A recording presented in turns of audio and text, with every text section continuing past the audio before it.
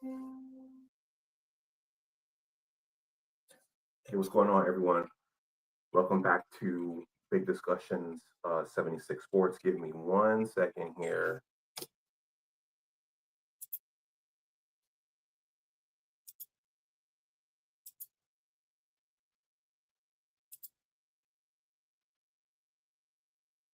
If you want to let me know who's out there, go ahead and let me know who's out there.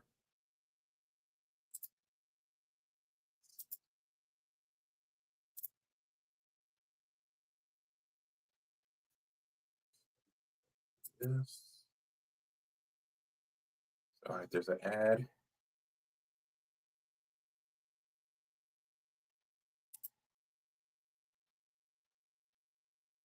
Okay, I'm muted.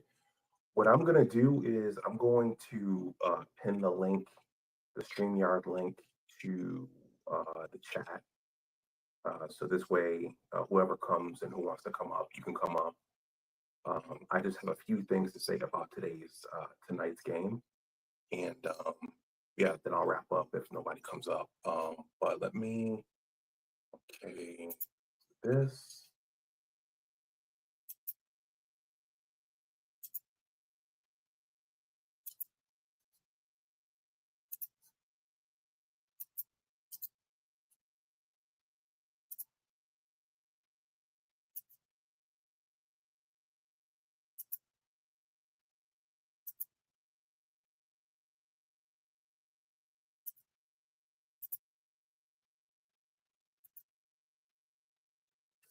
All right, so that's pinned right there to the chat. So I'm gonna play the intro, and then we'll talk about what happened tonight at the Los Angeles Memorial Coliseum. All right, let's go blue.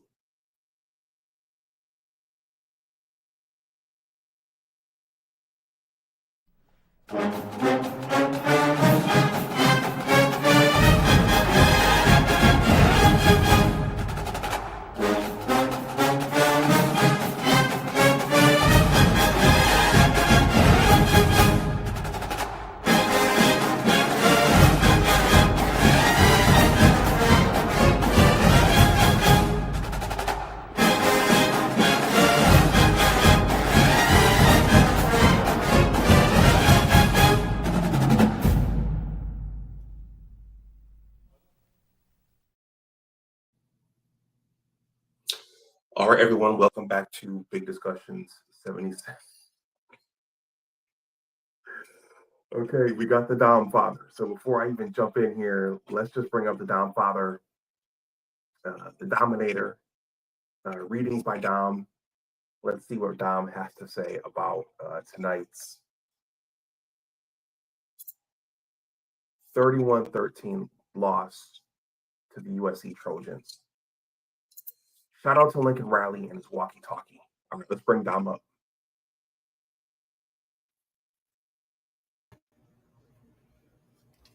Dom? Hey, how's it going? Here we go. Oh, let me get that. Hold on a second there.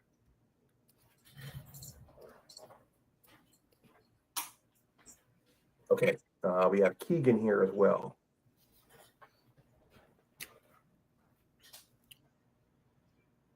Yeah, that's a little better. Sorry about that, Doc. Can you hear me?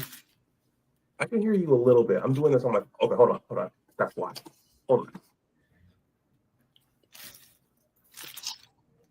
Okay, go ahead.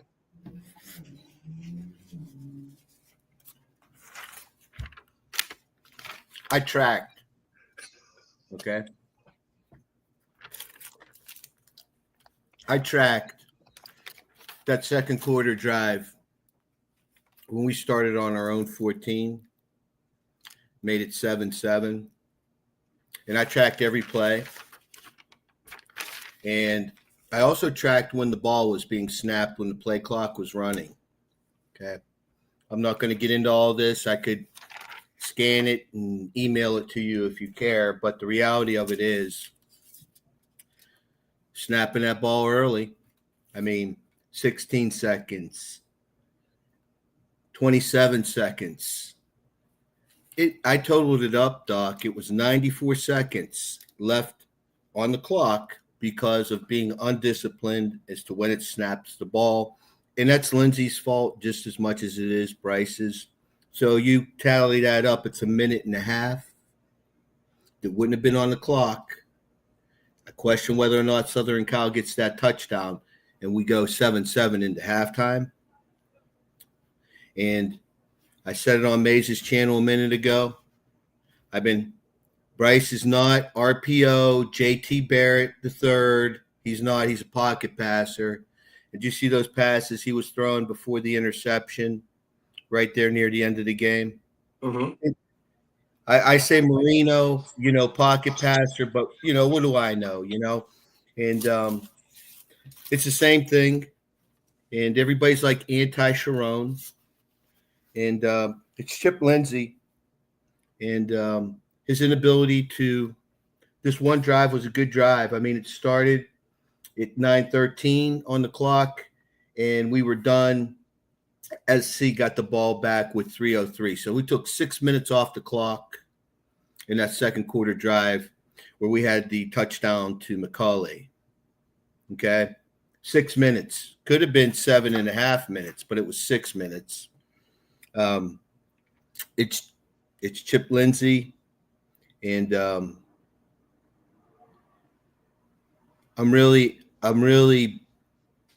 not sure upset is the word. I'm dejected because Jim worked so hard and went through so much to build it back to what we know it to be. And a phony sign stealing scandal created by Ryan Day, reported to the NCAA by his brother's investigative firm in Massachusetts. And here we are. And it's almost rigged, in my opinion. If you watched the OSU game, if you didn't, go back and watch the film of it. But it brought the Washington officiating crew to Illinois because Ohio State's defensive backs are notorious for holding, but today they were getting away with blatant pass interference. And it's all lining up back-to-back national title for Ohio State. In this offense that Ryan Day is running with Patricia's defense, they're gearing up to go into Ann Arbor and beat Michigan by playing Michigan football. That's going to be hard to digest, but this team here will not beat Ohio State. We saw this week that we've seen all season, and open it up, let Bryce do this, and let the kid's pocket passer. Was it 30-yard pass, another 30-yard pass, and then the interception? And he could have hit Samaj. I think when he let go of the ball, he was thinking Samaj, and then I could go get McCauley, and he kind of was still making up his mind when he released it. But the two passes before that were just boom. And what's really disappointing, Doc, is that we have more talent than the way we're playing right now. There's more talent than what we're seeing in terms of output's really disappointing. And I hope it doesn't come down to this, but maybe it's going to take Sharon losing at home to Ryan Day to maybe make him realize just because him and Chip get along well and they're friends, or Campbell last year, can't be that way. You got a job to do. There's a lot of money involved. And I so want to see Sharon Moore succeed. I really want to see him succeed. And this is just awful. Waited so long to get back. 20 years and, 2 years of bullshit, pardon me, sign stealing cheaters, and here we are. And today, I do have a positive for you, Doc. Today was the first time an offense was called for holding Michigan's defense. The first one of the year. Sure, it's not rigged. And I'm saying rigged. It's just like they're doing what they can to continue to punish Michigan, in my opinion. And it's really, you know, start of the year I wasn't worried. Now I'm worried about the Ohio State game, and maybe it's what it was last year, Doc. It was our bowl game. It was our season. Okay, the season sucked. Let's give these guys a loss, and at least we'll have something to hang our hat on. Maybe that's what it is. But from the resilient Reliance Bowl to what we've seen, I don't know, Doc. Okay. Well, thank you for that, Dom. And what you described there was the offense. And there are more questions about what was happening on the defensive side of the ball. I'll have to go back and look at all the footage. But it seemed like two things, and I'll pass it over to you, Keegan. It was almost like the 2018 revenge tour Ohio State game where the pass rush was getting there, and then just when they were getting there, Mayava was just tossing it over them. And then at some point, their first string running back went out, and that King Miller kid was just running wild. So, yeah, I know Wink is going to get a lot of criticism for this, and I'll be curious I'll be curious to see the breakdown to see what exactly they were doing to his defense that were allowing it to be gashed like that, because that was very glaring. They're on the field the whole game again, and that doesn't help. Right. But in a slow start, and I don't know. But anyway, let me get out of the way so Keegan could talk. Guys, go blue, and hopefully improves. But I'm not liking people coming down on Sharon Moore when November 30th everybody was praising him up for 13-10. And then the year before that, Penn State, Maryland, and Ohio State with our national championship season on the line. And these guys want to throw him under the bus now because his offensive and defense coordinators are letting us down. That's wrong. And like I said, so anyway, go blue. And thanks for having me up, Doc. Oh, thanks for coming down. All right, Keegan, what say you? Yeah, I don't have any rebuttal or correction to Dom. I was disappointed in the game plan. I knew I feel the same way as Dom as far as like feeling dejected. Because this was a really important game to see where we were at as far as if we're going to make the playoffs or not, or if we're going to compete this season, or we're going to lose a bunch of games. And we have a favorable schedule, so we could still make the playoffs. But as far as being a good team, like, that's really in jeopardy at this point. And where I can agree with Dom is as far as coaching. Like, you can point out a lot of things about the players and how they played and how they executed things. But Dom was right about the defense being on the field a lot. And that's where I feel like the game plan was bad.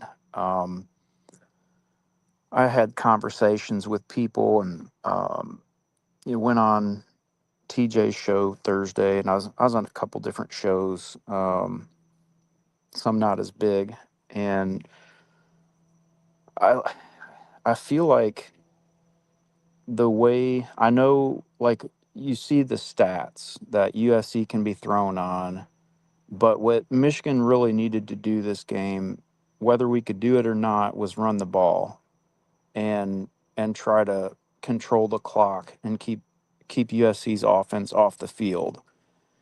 And I was really kind of shocked when we came out throwing the ball on the first drive. Um,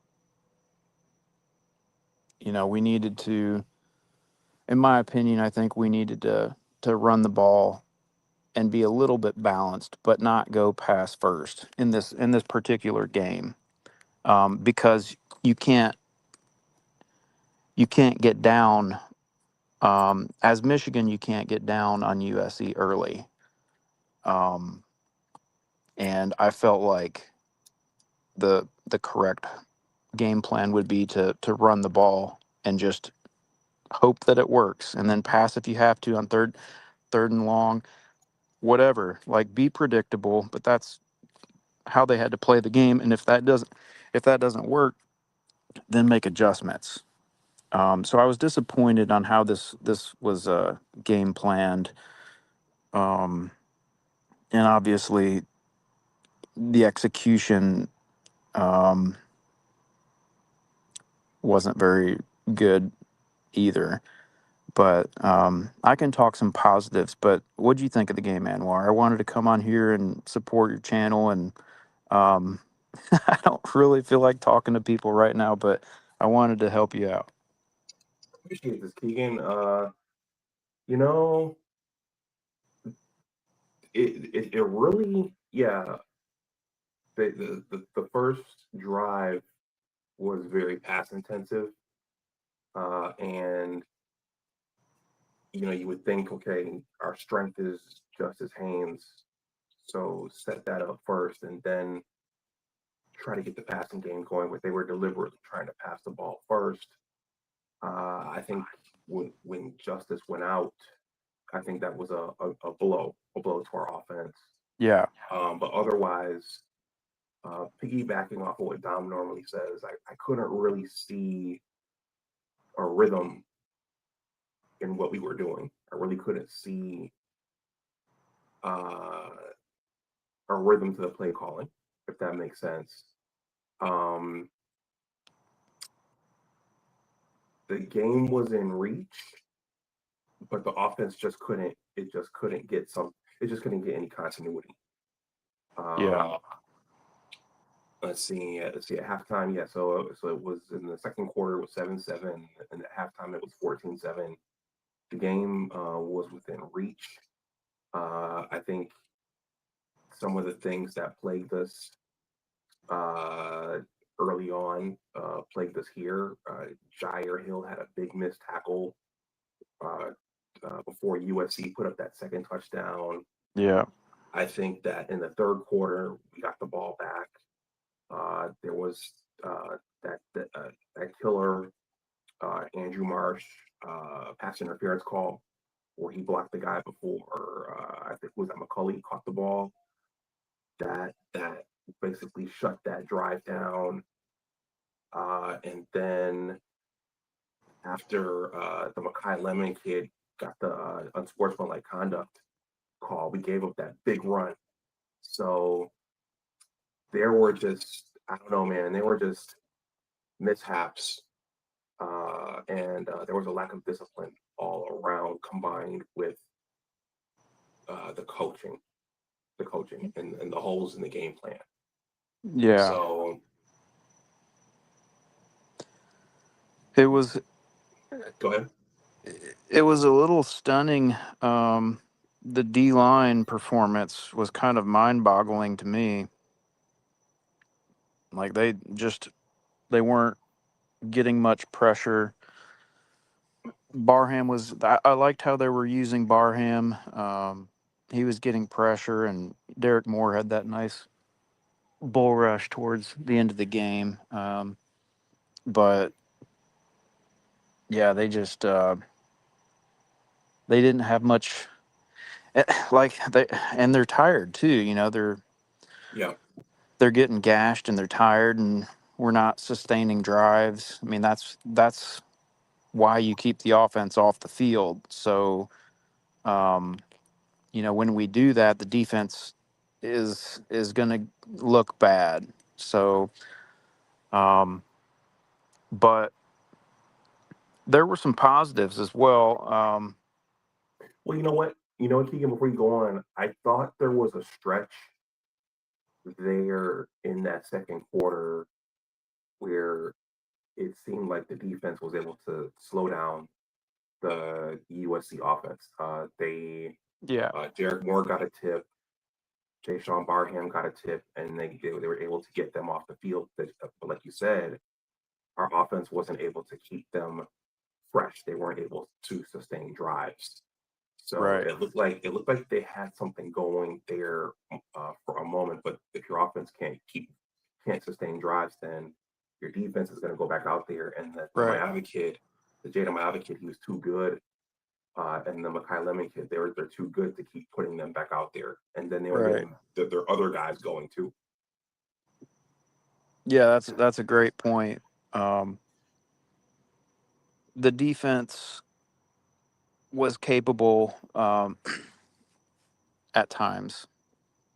So, which is to be expected when you're in a heated matchup against a good offense, is you're going to win some and you're going to lose some. So, like the dynamic that changed the game was the offense was sputtering and we weren't like wearing them down. So, um, that was they probably know more than I do. Maybe they knew that they couldn't run the ball. I don't know, but like the second drive of the game when we went back to the bread and butter, like we were running all over them. Just keep running the ball till they stop it. And wear them down. But we didn't do that, and I know they want to go to a more balanced attack, like at the larger scale. So, I mean, I get that as far as like where you want the program to go and recruiting, but that's not how they could win this game. And so that's why it was really frustrating to me, coming from the mindset that they needed to just play boring football and that's how we would win the game, not letting them get out ahead. And we came out throwing the ball after we've seen missed throws and drops, just because they don't have a great secondary. I mean, we made them look really good today, but but if we can't execute in that play style, then why would we use that as our bread and butter? Like it's I don't know, man. It's you got to play to your identity and what's going to be best for your team, not like scheme the game toward the tendencies of another team. I mean, to some extent, like if you're noticing things in game, then you can make adjustments. Obviously, if a cornerback goes down, then you throw at the replacement cornerback, or if you're noticing that you're not able to run the ball, then you pass the ball. Like I get all that, but like going into the game, and we had the ball first. Like I just feel like we should have tried to establish the running game and get creative with short passing to just move the sticks. And so I don't know who's to blame for that. Whether it be Chip Lindsey or Sharon, I don't know, but it was a head scratcher for me. Okay. Well, I certainly think Justice going out, getting hurt, that certainly hurt the offense. Yeah. Because to me, he's our team MVP Yep. thus far. But it's a next man up thing, and other guys have to pull it together. Don made a good point here about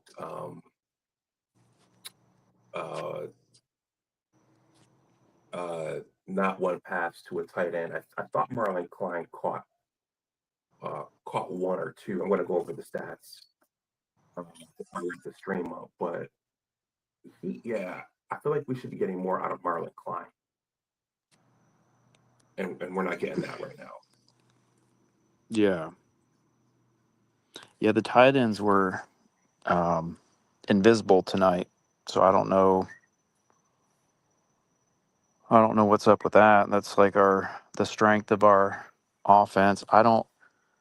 I don't know. I would. I don't want to hate on Samaj on air, but I think there's like other players that could come in, and I don't know. I don't think that he's a solution. Like, you could move Marsh into that spot, but let me just go away from that and go to a positive direction. Marsh looks really good. He looks like our best receiver, and I think he's even better at like adjusting to the ball better than McCauley. So, like, from what we've seen so far in the season, McCauley's like our jump ball guy. I don't think that I don't McCauley can't adjust to the ball, so it doesn't do him any good being able to high point a ball if he can't adjust to the ball and get in position to make the catch, which is kind of what I saw out of Browder in the spring game. Just the ability to adjust to the ball. Marsh can adjust to the ball, so I'm really liking what I see out of that. And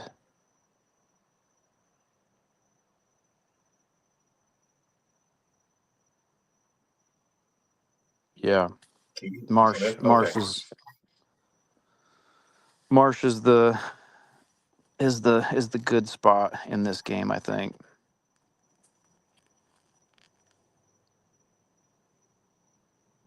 Okay. Dom says 14 minutes and 22 seconds into the second quarter, running out of spread, 4-yard loss, 2nd and 14, pass to Morgan, false start, 3rd and 9, Bryce, sacked, punt. Yeah, Dom, you can come back up. I'm not going to argue with you. I'm just trying to figure out what just happened. Okay. Yeah, and then that drive in the third quarter was kind of curious, where Bryce seemed to be catching fire, and then he threw the pick at the end. Yeah. I think anybody's going to want to swing for the fence, before they're a veteran, because they know they got a deficit to overcome. So I'm getting some feedback here. Okay, I don't know where that's coming from. Anyway, yeah, I saw the replay. I don't think Samaj was all that much more open than McCauley. That was McCauley, right? When he threw the pick? Yeah. I thought that was going to Samaj, but I could be wrong. Well, Samaj ran like an out, and then he went to some sort of corner or some sort of like deep corner comeback or something like that. And I don't know. I haven't been that impressed with McCauley. Okay, Dom's back.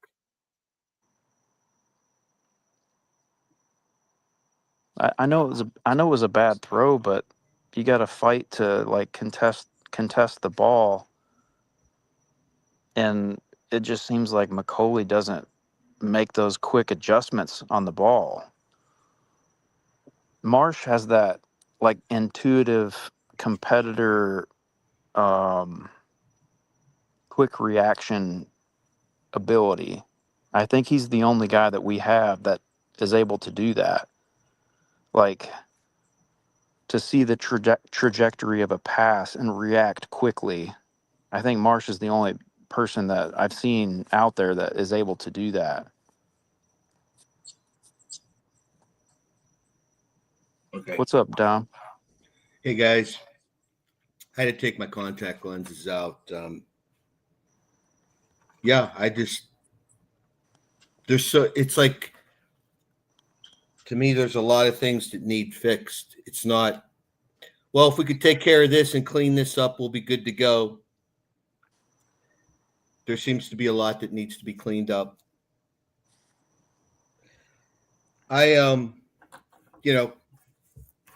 Here I'll go to Johnny's channel, Maze, once in a while to TJ's channel, and open it up for Bryce. I get it, okay, but the offensive line isn't capable. That's all. They're just not capable to perform. It's very reminiscent of Rich Rodriguez trying to run his West Virginia spread offense at Michigan with Lloyd Carr's players. And instead of, okay, I got Lloyd's players here. This is pro style offense. I'll focus on playing defense. I'll get some of my people in, and we'll gradually.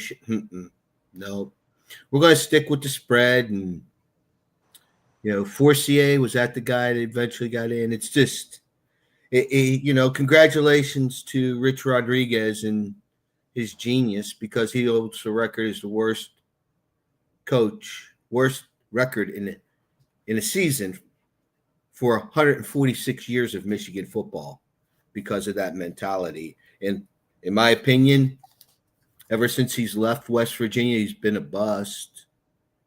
So that tells me that his, genius spread offense was, he's so credited for, was actually the hard work by Slayton and White, quarterback and running back, who made that offense go at West Virginia, not Rich Rodriguez.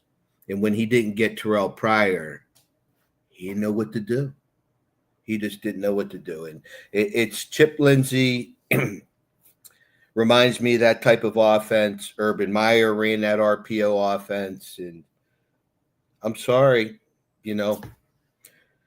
Bryce is a big guy. He's strong. He could run, but he's a pocket passer, man. He's a pocket passer. He doesn't have to be dual threat because he's big and he could run. Doesn't have to be. I mean, Roethlisberger was a big man. He didn't run the ball, but rarely. He's a pocket passer. That's what Bryce is. And those last three passes, or two before the interception, I felt so bad. The one that Marsh dropped at the end zone, it was just, but yeah, I'm trying to get myself mentally prepared for the Ohio State game. I thought for certain this year, being at home and the way we looked at the end of last year, but it's, and I have a question for you guys. Okay, go ahead. The absence of Grant, the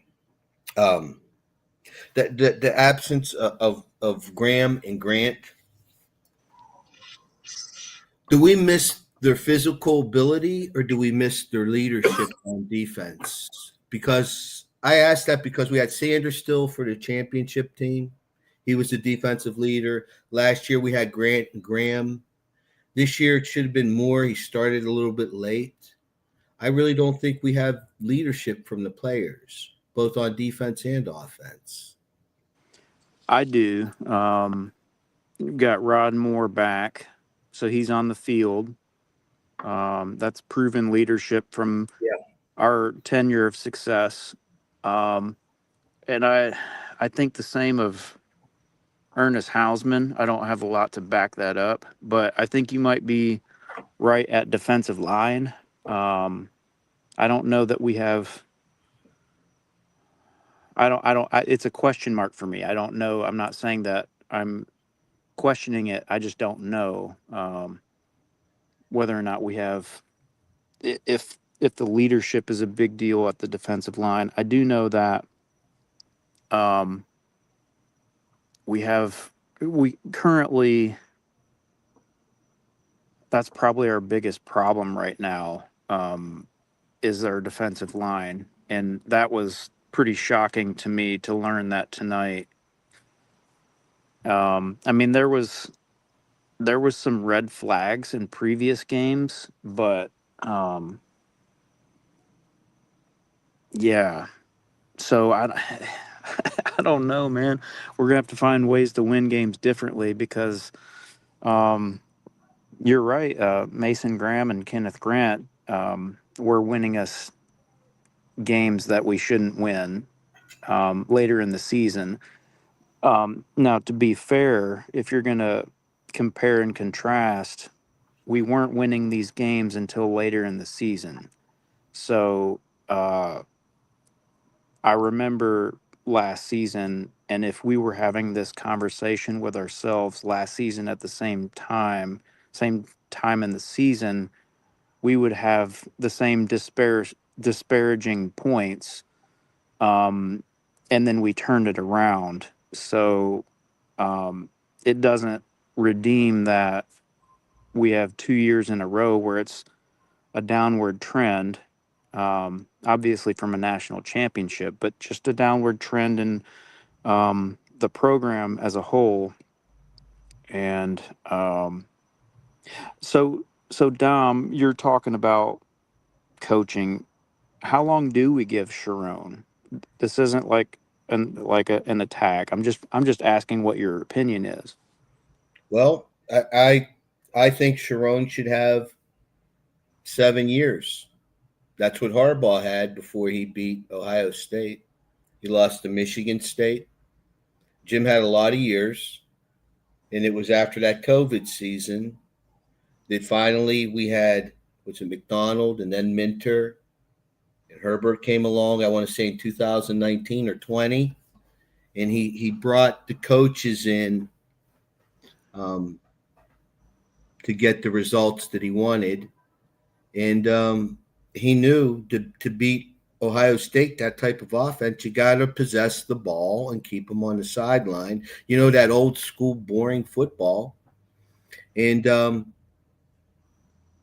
I think that Sharon, coming from an offensive line, tight end coach, offense coordinator, last year, just so much to replace. This year, I think I think he just suffers from wanting to be the boss, but also everybody's friend, Yeah, or he's friends with people that he's hiring. Newsom, Harbaugh was that way. He was married to what was our defensive coordinator? Don Brown, Yeah, yeah, and then yeah, those two beatings we got from Ohio State, especially the 18 game. I just like, what the hell, that's where that COVID season ending, and after that is when we started stealing signs and we became a good team. It's when he brought in the coaches, and I I don't know. I like Sharon more. I really do. I want to see him succeed. He deserves more, but the problem that he has that Jim didn't have is NIL. And it's not just the university and scholarships, and it's that NIL, and it's the people that are fronting that NIL money that are picking up the phone and calling the board of regents, and this is unacceptable. It's the NFL now, and I'm really kind of sad about it because I love college football. And this season for me, it's couldn't get me away from the television set. And now it's like I don't know. It's almost like this. Yeah, we want to win these big games, but if we don't, we could still make the playoff. When it used to be every week you lose, you're out. And Yeah, that's that's more like the NFL now. yeah. Do you want to hit on that, Anwar, about the how long you think Sharon? This is like the hot topic right now. That's the only reason I just feel like it has to be brought up. Yeah, I know Marmar's not here. We were texting during the game, and he's not a Sharon fan. Mm-mm. Yeah. When things go bad, well, he's the head guy, so when these losses happen, it's all going to point back to him. I think Jim was an exception to the rule because he got probably a little more leniency. Okay. And I think with Jim, the question was, who else can we get if we get rid of him? So I think you have to give just a little bit more time with these coaches. You have to give them a little more time to see if they can turn it around. Now you do have a freshman quarterback, and he's, making his freshman. He's having his freshman experiences as well. So there are going to be some growing pains there. But I think Sharon just has to make sure his coordinators are putting the kids in the best position to win. And tonight it didn't really look like that. It was like the Oklahoma game. They weren't like on the same page already. Sorry, Keegan. I'm sorry to interrupt you. No, it's all good.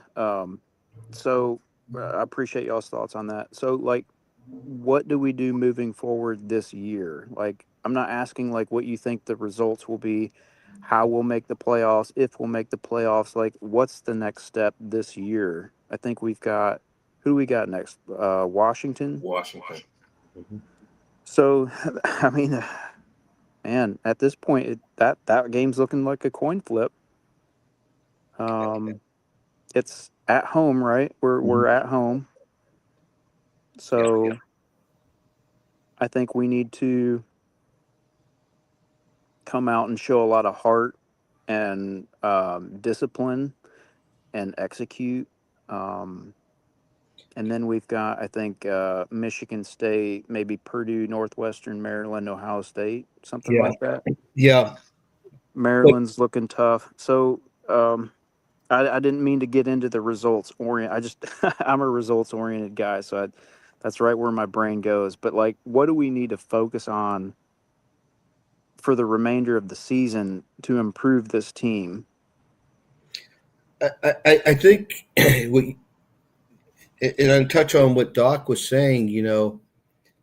Jim had a bit of a leash, and we got to give Sharon time. And I mentioned my thoughts on the NIL aspect of it, and I'll get on your point, Keegan. But you know what I think it really is? The games where Sharon's really hands-on, that Ohio State game last year and the bowl game, they're a different team.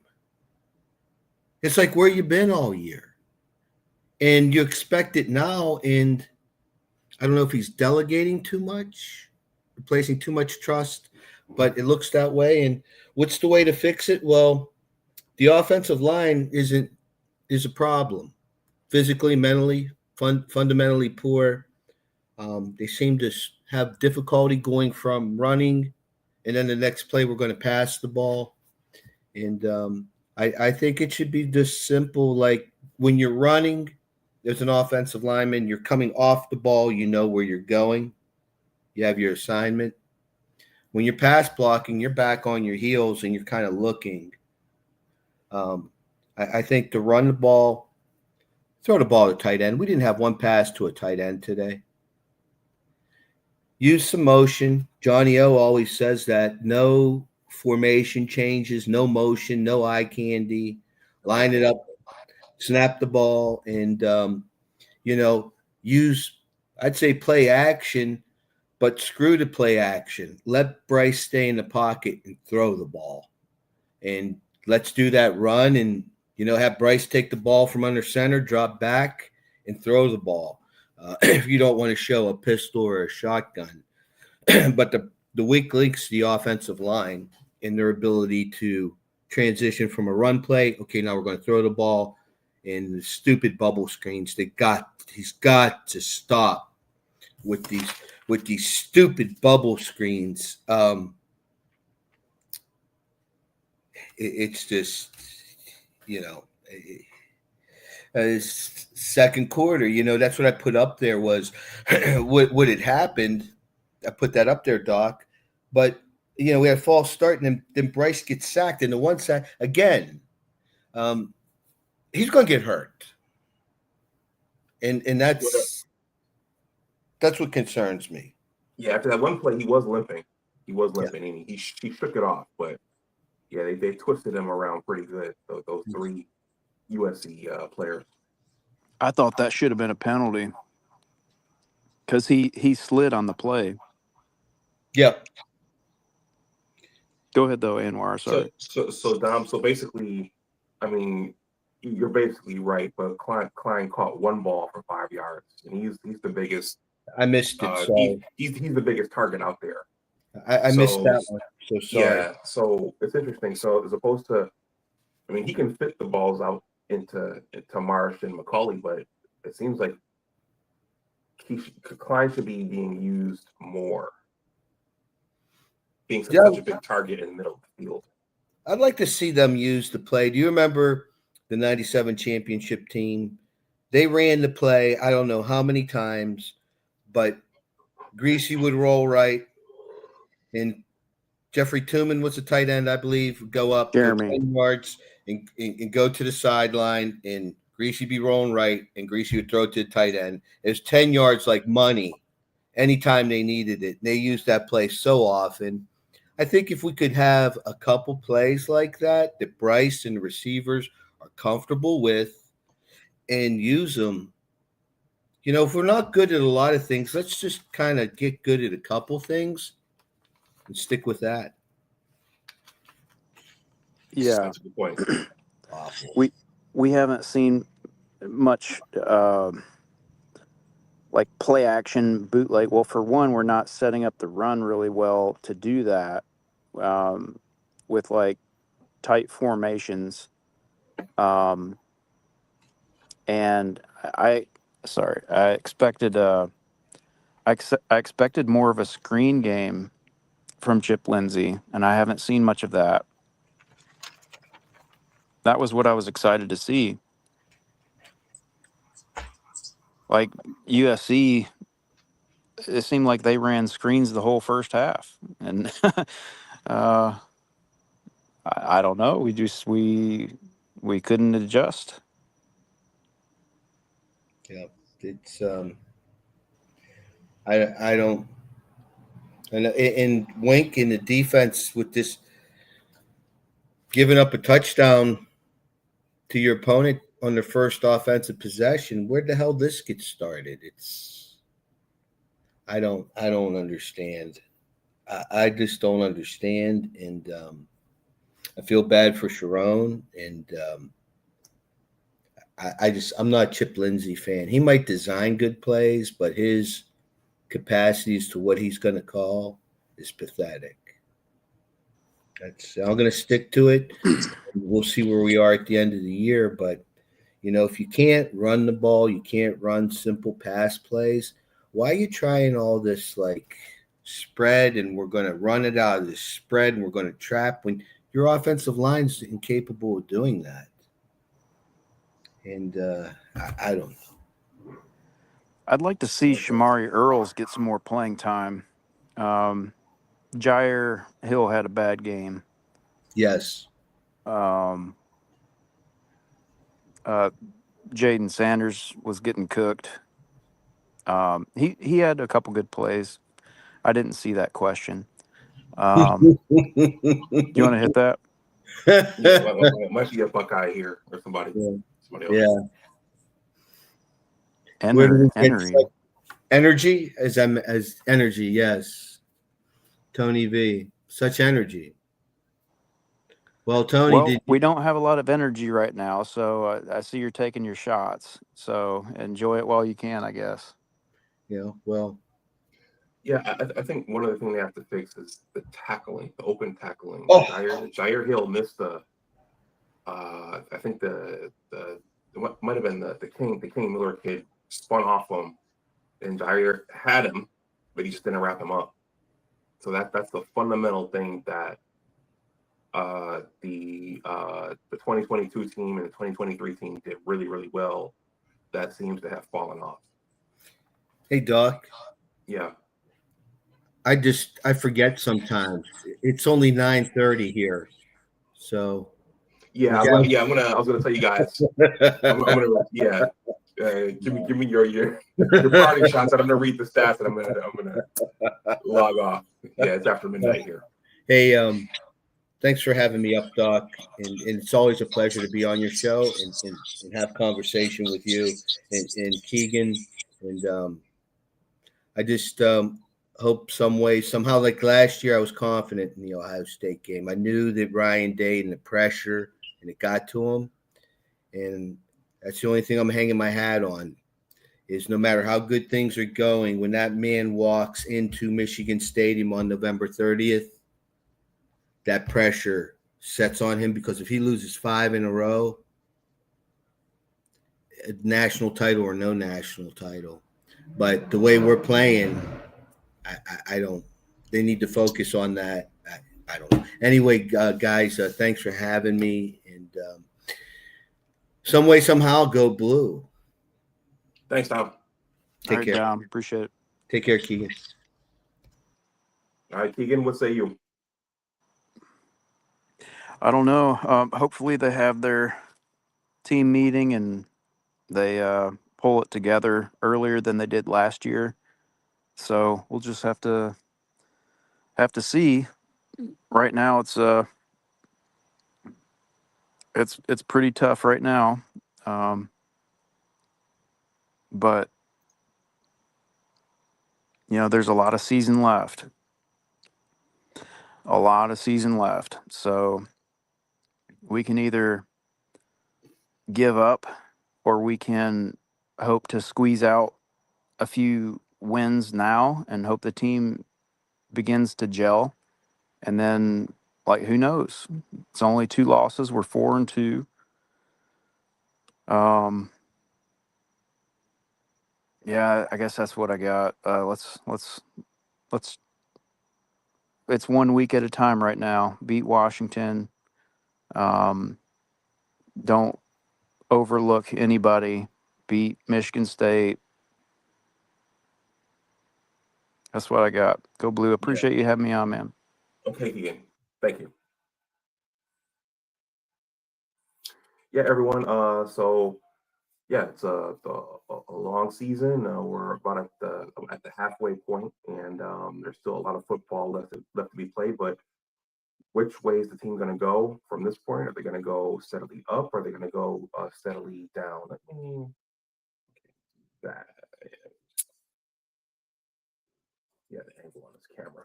All right, so I'm going to end this by going over some of the statistics here. So Bryce Underwood went 15 for 24 for 207 yards, 2 touchdowns, and 1 INT. Jada Mayava went 25 for 32 for 265 yards and 2 touchdowns and 1 interception. A big difference in the game here was the rushing yards. So Jordan Marshall was our leading rusher. Justice Haynes went out early. Jordan Marshall carried the ball 14 times for 68 yards. And then King Miller for USC carried the ball 18 times for 158 yards. So that's something Wink is going to have to look at, because one of the things you heard about the Michigan defense was that it didn't, we had one of the stingiest rushing defenses in the Big Ten and probably in the country. Receiving yards, Andrew Marsh caught 8 balls for 138 yards and 1 touchdown, and Mekhi Lemon caught nine balls for 93 yards and 1 touchdown for USC. Okay, I'm going to go over the player stats just briefly. I already did the quarterbacks. Yeah, Justice Haynes, he went out early. That to me, that's our team MVP. He carried the ball 10 times for 51 yards. So that was a big difference in this game, not having Justice there. Let's see. There wasn't a lot of production from the wide receiver group and the skill position players after Andrew Marsh. Donovan McCulley caught 3 balls for 39 yards and 1 touchdown. And then there wasn't much after that from Samaj Morgan or Marlon Klein. Defensively, according to these stats, there were no sacks today by the Michigan defense. As I pointed out earlier, it seems like the rush, it was like the 2018 Ohio State game. The rush was getting there, but Jada Mava was just throwing the ball over them once they got there.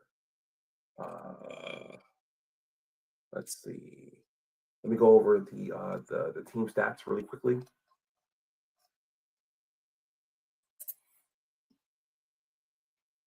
Michigan generated 316 total yards. USC generated 489. Okay. Michigan generated 207 passing yards versus USC's 265.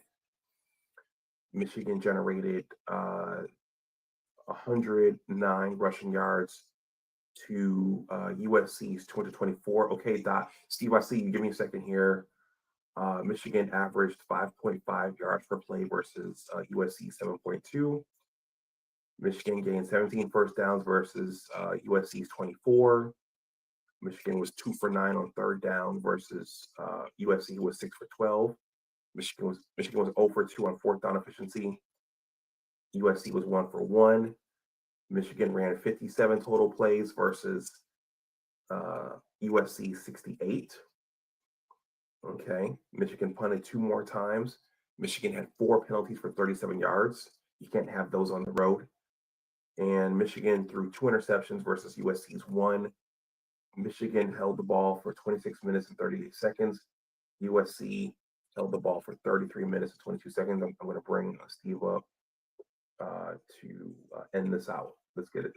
Let's hear what he has to say.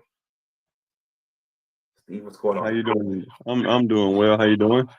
Good. How are you? I'm good. So I'm not gonna panic. I will say this because I didn't like the game. I'll say that I didn't like it. I don't I don't like. Well, it's 3 things that stood out to me. One, Wink didn't adjust properly at all. It's almost like we knew Mekhi Lemon was dangerous. You don't put him one-on-one with a freshman at any point in time. That's common. That should be common sense. Number 2, Grant Newsome and Justin Tress got to go.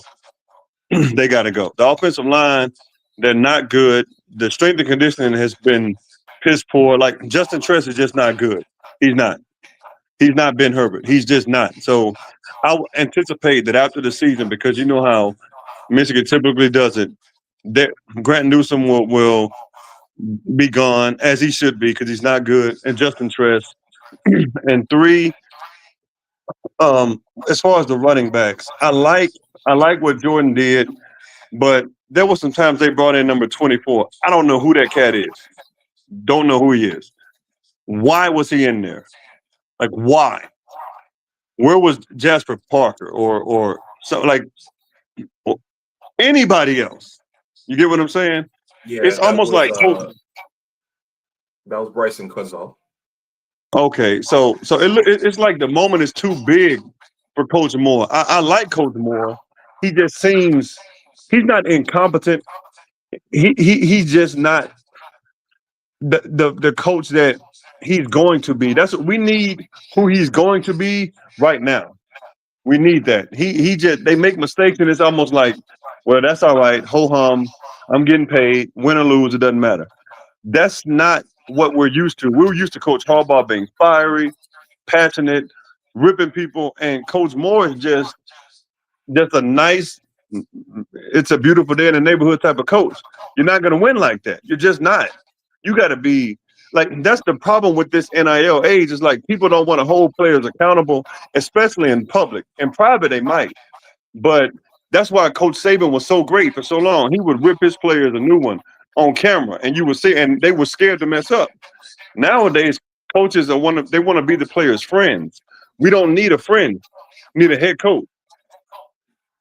So they got to get it right, because Coach Moore, I don't know. I'm not a booster or anything. I would assume that they don't want him getting used to 3 and 4 loss seasons. He's running out of time. You have too much talent to be looking like that, especially in games where you're just more physical. USC looked like Michigan in 2023, and Michigan looked like USC 2021, 2022, just soft. That's embarrassing. It's embarrassing. And I don't like it. And I don't like that Coach Harbaugh built up this culture, how he built it up for it to look like it does now. Mm-hmm. And I'm done. Okay. All right. Well, thank you for that, Steve. I don't disagree with any of that. All right. Well, Steve's gone.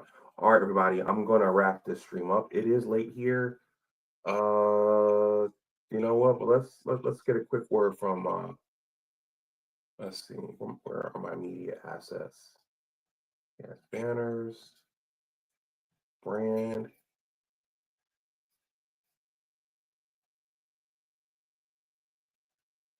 How about, since Steve just mentioned like the culture Harbaugh built,